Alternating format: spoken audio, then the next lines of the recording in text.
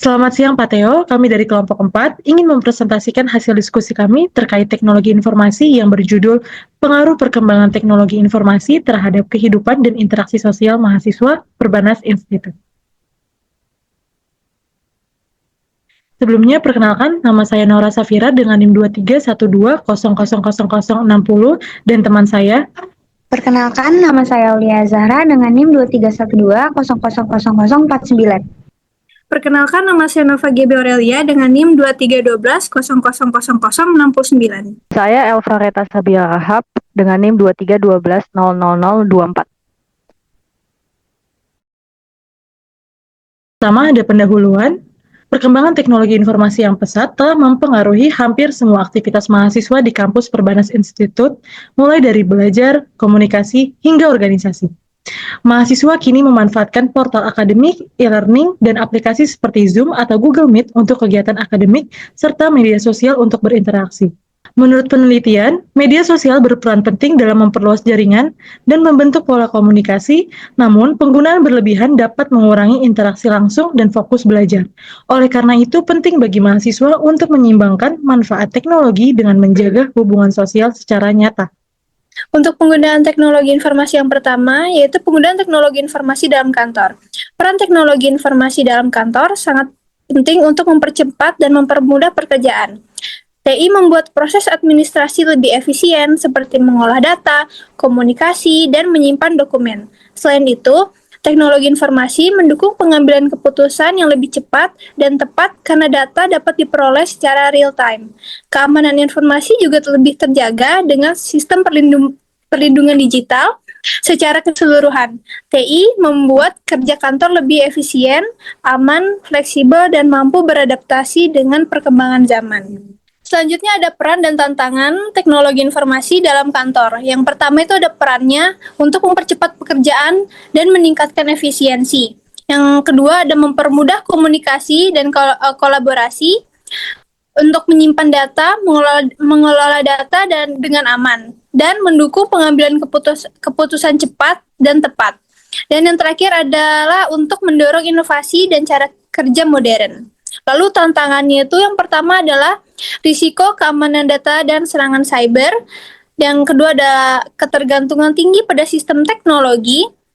Terus juga ada butuh biaya pemeliharaan dan pembaruan, perlunya pelatihan karyawan agar mampu beradaptasi dengan perkembangan teknologi. Dan yang terakhir ada resiko gangguan operasional jika sistem bermasalah atau sistemnya lagi down. Di sini ada contoh penggunaan teknologi informasi dalam kantor. Yang pertama itu aspeknya ada pengarsipan data. Sebelum ada teknologi informasi, dokumen disimpan manual kayak lewat map, lewat lemari, atau enggak diarsip. Tapi semenjak perkembangan teknologi, pengarsipan data dilakukan secara digital, bisa melalui komputer atau cloud. Lalu yang kedua, komunikasi internal. Pertamanya komunikasi internal itu melalui surat fisik atau tatap muka langsung. Setelah perkembangan teknologi informasi, kita jadi lebih dipermudah, bisa lewat kirim pesan dari email, chat, WhatsApp, Line, atau video conference, jadi dapat lebih dipermudah. Lalu juga ada proses administrasi yang awalnya manual membutuhkan banyak kertas, sekarang menjadi lebih otomatis dan menggunakan sistem digital. Terus juga ada kolaborasi tim yang pertama harus selalu hadir di ruangan yang sama, tetapi sekarang kita bisa rapat online lewat Zoom seperti saat ini. Ya, masih banyak lagi contohnya. Kesimpulan dari teknologi informasi dalam kantor, teknologi informasi memiliki peran penting dalam meningkatkan efisiensi, aktivitas, dan produktivitas kerja di kantor.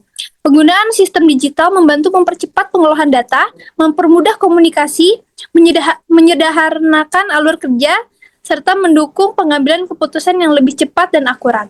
Selain itu, teknologi informasi juga membuka peluang kerja jarak jauh, kolaborasi tim secara real-time, serta pengarsipan data yang lebih aman dan rapi. Dengan demikian, penerapan teknologi informasi menjadikan kantor lebih modern, fleksibel, dan kompetitif dalam menghadapi perubahan zaman. Selanjutnya, ada penggunaan teknologi informasi dalam e-commerce. Penggunaan teknologi informasi di dalam e-commerce sangat luas dan mendalam. menjadikannya tulang punggung dari seluruh aktivitas perdagangan elektronik. TI tidak hanya memfasilitasi transaksi, tetapi juga mendorong inovasi, meningkatkan efisiensi operasional, dan memberikan pengalaman pelanggan yang personal. Lalu ada contoh penggunaan teknologi informasi dalam e-commerce.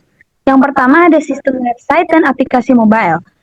Pembuatan dan pengelolaan marketplace, contohnya seperti Tokopedia, Shopee, dan Amazon, atau toko online mandiri yang menggunakan platform seperti Spotify, atau WooCommerce yang diakses melalui peramban web atau aplikasi smartphone.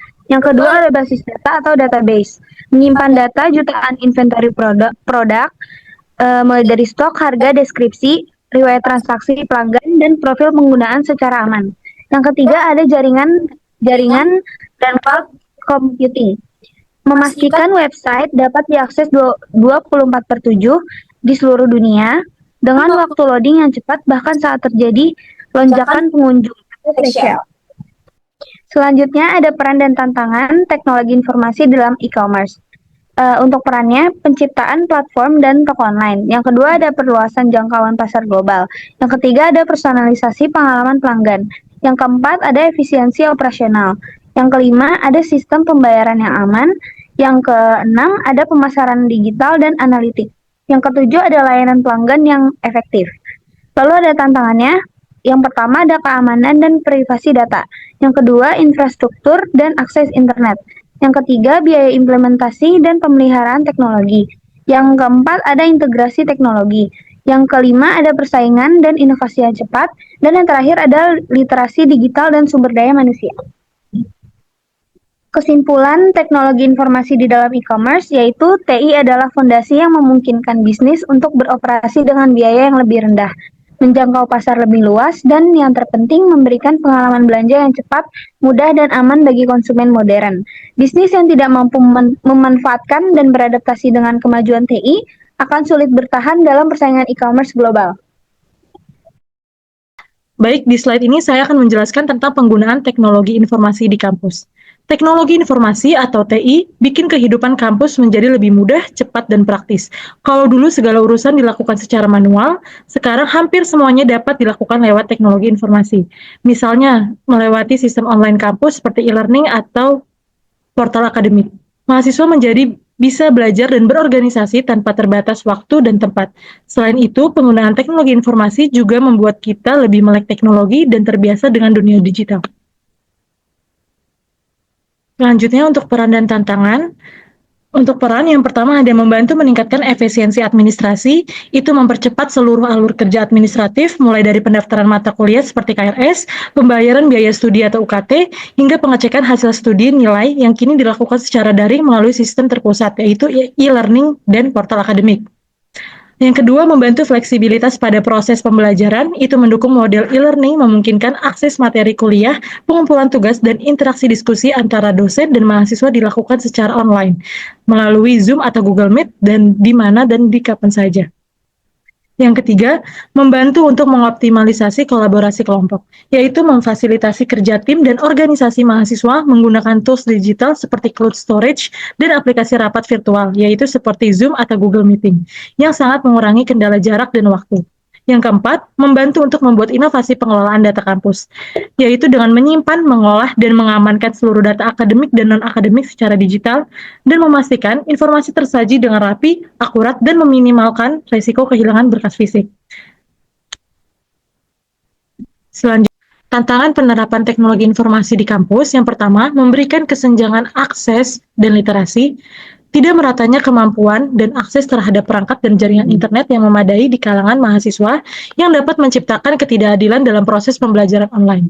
Yang kedua, membuat ketergantungan dan stabilitas jaringan. Risiko tinggi terhadap gangguan operasional akademik jika terjadi masalah pada konektivitas internet atau server kampus, mengingat hampir semua kegiatan krusial kini bergantung pada jaringan, seperti ketika mahasiswa sedang mengambil kartu rencana studi, itu terkadang portal akademik akan error karena semua mahasiswa secara bersamaan memasuki portal akademik.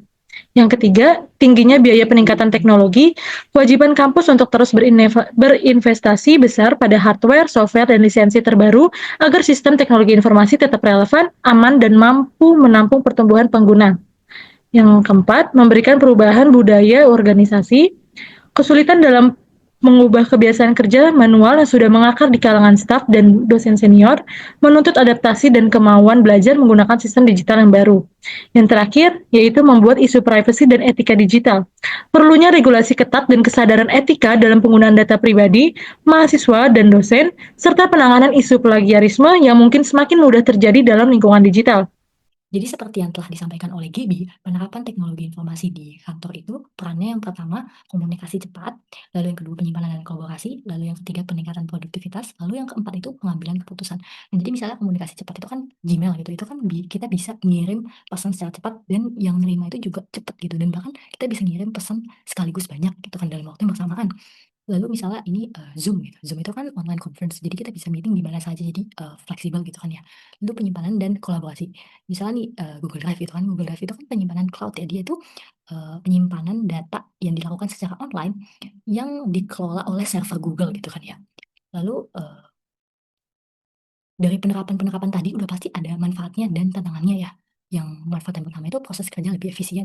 Nah, karena kan kalau misalnya di Google Drive gitu, itu kan kita bisa have file terus dibuat folder banyak, itu kan jadi lebih efisien. Tapi ada beberapa file yang emang harus di-download dulu di jaringan internet baru tersedia secara offline gitu. Lalu yang kedua, akses informasi lebih cepat, terpusat, dan terkelola. Nah, tantangannya itu keamanan cyber seperti pencurian identitas, serangan hacker, dan ancaman karyawan. Nah, karena itu terpusat gitu kan akses informasinya, jadi saya bisa aja masuk sebagai orang lain gitu, selama saya tahu ID user satu orang itu dan passwordnya gitu. Jadi karena saya bisa masuk gitu ke akun dia, jadi saya bisa melakukan pencurian data gitu, mudah gitu buat pencurian data. Yang penting saya tahu password dan ID satu orang itu kan. Lalu udah pasti ancaman karyawan, karena kalau misalnya terpusat itu ya semua orang tahu datanya di mana gitu, data pentingnya di mana gitu kan. Maksud si karyawan-karyawannya itu tahu gitu di mana gitu. Lalu yang ketiga itu manfaatnya itu fleksibilitas kerja, kayak yang maksud saya di Zoom itu kita bisa meeting di mana saja, tapi dengan begitu ada mungkin karyawan yang masih susah beradaptasi gitu kan, maksudnya nggak bisa ngebalancein antara meeting dan liburan misalnya gitu kan. Dan penolakan terhadap teknologi, mungkin ada yang lebih masih suka online, maksud saya meeting secara offline atau secara langsung gitu kan. Lalu manfaatnya itu yang keempat itu koordinasi dan kolaborasi meningkat. Lalu tantangan itu resiko kesalahan input. Misalnya kalau karena kita bisa ngerjain suatu task gitu secara bersamaan gitu, kolaborasi. Jadi mungkin kalau misalnya ada satu anggota tim saya melakukan kesalahan, saya nggak bisa melakukan eh, nge-back nge-back kesalahannya dia gitu. Hanya dia yang bisa melakukan itu gitu kan. Jadi ya mungkin bisa ada resiko kesalahan input yang susah buat ditangani gitu kan. Bisa dari POV saya gitu. Lalu peran dan contoh penerapan teknologi informasi di kampus seperti yang telah disampaikan oleh Naura gitu. Saya akan memakai contohnya itu di Perbanas gitu kan. Misal administrasi itu perannya. Itu kalau di Perbanas itu kan ada portal akademik. Nah, di portal itu kan bisa ngelihat nilai, kita bisa ngisi KRS gitu, kita bisa ngelihat tagihan UKT gitu kan. Nah, lalu ada peran untuk pembelajaran. Misalnya kayak learning management system, kalau di Perbanas itu mungkin e-learning gitu ya, e-learning Perbanas gitu. Di situ kan bisa akses materi, bisa eh apa bisa upload tugas, bisa dosen bisa ngasih tugas gitu kan. Lalu perannya itu pengisian administrasi lebih efisien dan pembelajaran lebih fleksibel. Nah, tantangannya itu kesulitan teknis dan sangat bergantung pada kualitas atau akses jaringan internet. Kayak misalnya kalau di portal gitu, kalau misalnya kita lagi ngisi KRS gitu kan, itu kan kalau banyak orang yang akses website tersebut gitu dalam waktu yang bersamaan, di saat waktu yang bersamaan, itu suka error website karena ya ya semua orang masuk ke website itu karena kan mau ngisi KRS itu kan. Jadi karena website error ya bisa nggak dapet matkul yang ingin diambil gitu kan. Lalu peran yang kedua itu data akademik terkelola, sudah pasti lebih terkelola ya kalau misalnya administrasi itu terpusat gitu kan, lebih terkelola gitu. Lalu tantangannya itu biaya yang dikeluarkan cukup besar. Mungkin untuk membuat aplikasi seperti ini membutuhkan biaya yang cukup besar ya. Lalu seperti yang telah disampaikan oleh Aulia gitu, TI di e-commerce, misal transaksi atau marketplace-nya itu kayak Shopee ataupun Tokopedia. Ini saya memakai contoh basis data di Shopee gitu kan. Ini Shopee itu kan kita bisa melihat jumlah persediaan stok secara real time gitu. Nah, atau kita juga bisa melihat data tentang akun seller gitu ya. Akun seller itu maksudnya kayak kinerja akunnya itu gimana gitu. Udah berapa banyak orang yang visit akun kita ataupun beli di akun kita gitu kan. Lalu yang peran ketiga itu jaringan cloud dan personalisasi gitu. Jadi sebenarnya PPT kita ini ngomongin tentang TI sebagai transformator wajib gitu ya. Jadi mengubah sesuatu yang mungkin tadinya itu pakai kertas gitu, misalnya kayak ngisi KRS gitu, ataupun mungkin tanda tangan gitu di kantor gitu kan, itu kan membutuhkan waktu yang lama gitu. Nah jadi, sesuatu yang efisien dan cepat, jadi terus kita bisa. Terus yang apa sih